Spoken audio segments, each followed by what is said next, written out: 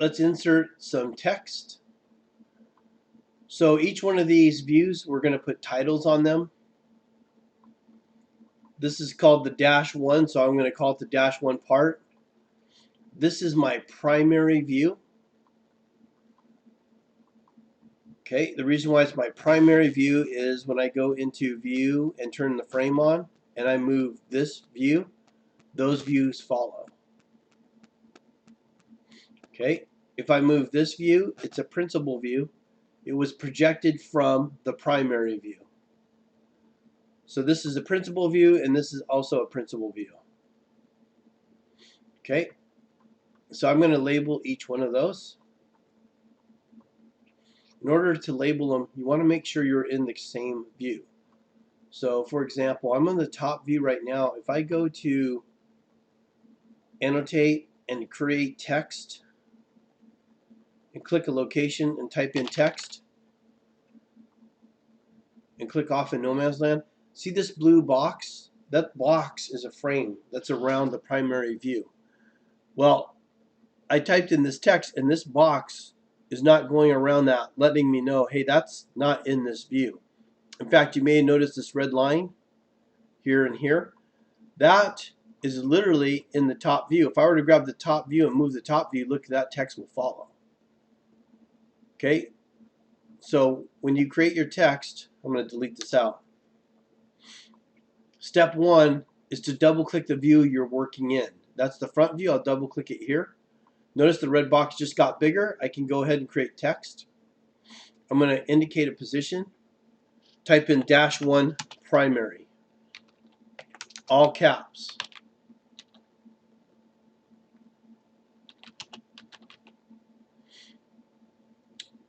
And then I hit Shift Enter. And I'll type in scale none. Or no, scale 1:1. That means 1-to-1 ratio. I'm going to highlight primary in the text editor box. Where it's highlighted down here, I'm going to right click and go to properties. And I'm going to change that height to 0.276 in the text tab. Select OK. Notice that this text isn't centered, so I want to click on this text. I want to change that to center justification, which I'm going to do in my object box. Again, if you don't know how to turn on the object box, you can right click, display, and turn on the object properties box. Alright, this primary view should be right down the middle.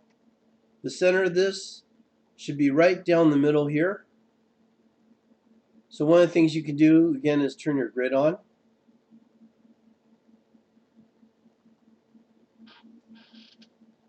I'm going to go right for this line, center everything about that line right there. That's pretty close. Okay, it doesn't have to be exactly perfect. Now what I'll do is double click on this and hit copy. And I'll come over here and create this dimension here. So we will make sure we're in this right view first by double clicking it in the tree or double clicking this boundary.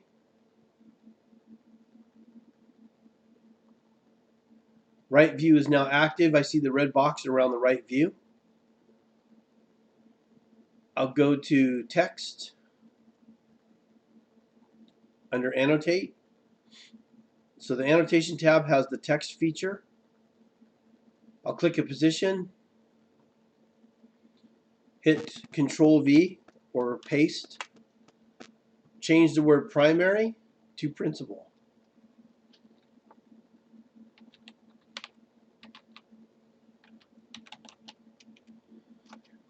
Highlight the -1 principal in the text editor box.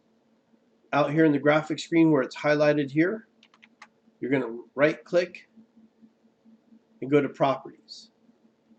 And we're going to change that height to 0.2. Should be twice as big as the text below. I'll select apply and hit OK.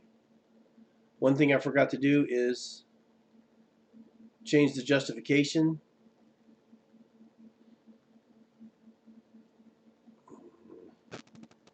Let's change that justification to center justified. This text should be right here in the center of the part. Below here, ideally, we try and line the views up this way as well. Okay, I'll turn the grid off. Part of being an engineering tech is not just getting all the dimensions and text correctly, but to make things look aesthetically pleasing as much as possible. On that note, this isn't really how I would dimension this drawing. I would try not to cross lines like that. It's something else we don't want to do for to be aesthetically pleasing. But in this demo, I'm just showing you how to insert the titles for the orthographic views, as well as the previous demo was to show you how to do chain dimensioning. Okay, so we've got that done. What we're going to do next is double click this view up here, the top. So it's got to be highlighted. Okay, you can also double click in the tree and make sure that the top has actually been grabbed. And a good way to detect that is when you have the frame on, you'll see the red box around it. Did I copy that? I can't remember. Oh shoot, let's copy this and come over here under annotate text, click a position and paste that in. Highlight the -1, right click over here in this area and go to properties. Again, we'll change that to twice the height. Switch this to center justified. We have to click off and say OK on that, and then hit center justified.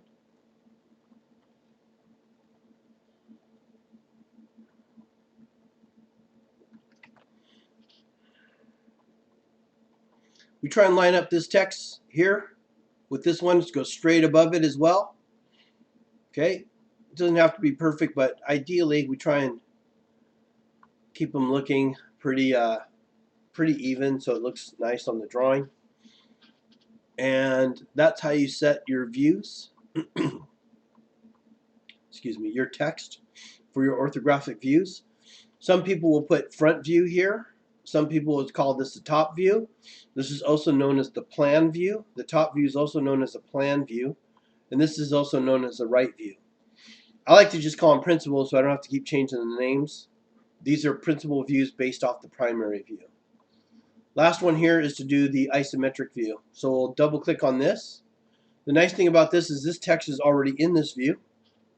So when I double click on it, I just have to come here and type in the word view after it and hit home, type in -1, space, go end to get to the end of the line, hit shift enter, and this is going to have a note, engineering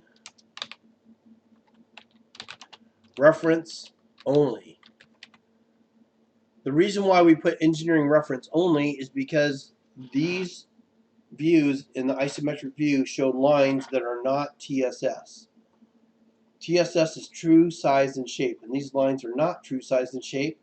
So we reiterate that by identifying it being an isometric view, and it's only for reference, not to be used to create any measurements from. I'm going to hit shift enter and create the next line, which is scale none, meaning that this is not drawn to any scale. Do not scale this view. These lines are known as foreshortened lines. These lines in the orthographic views represent the true lengths of those lines. Those lines are recognized as true size and shape. Do you know what we need to do to this view here? The -1 isometric view is the title, and these are the notes below it. So we're going to double click on this, highlight just the top line in the text. Oh shoot. Highlight just the top line in the text editor. Oh, why do you gotta fight me here? Right click on that and go to properties. Change that height to be twice as big. Hit apply. Say OK. When you create your text, make sure it doesn't touch the views. Ideally, it would be spaced out maybe right over this one. Okay. Now, sometimes that works. Sometimes you have to go over to the side. Just depends on how it works out. Another thing you could do is drop that view, make that view go way up there. So you could do that. It just depends on what looks the most aesthetically pleasing. As much as possible, I try and have this ISO view a little bit lined up with this view over here. Okay, so I can maybe move that now. That looks pretty good. Turn the view frames off. Right click on the sheet 1 to finish this and hit edit sheet to put the blue axis on the right left or bottom left corner. Fit all in. Save your model. You've got all your orthographic views and your isometric view labeled.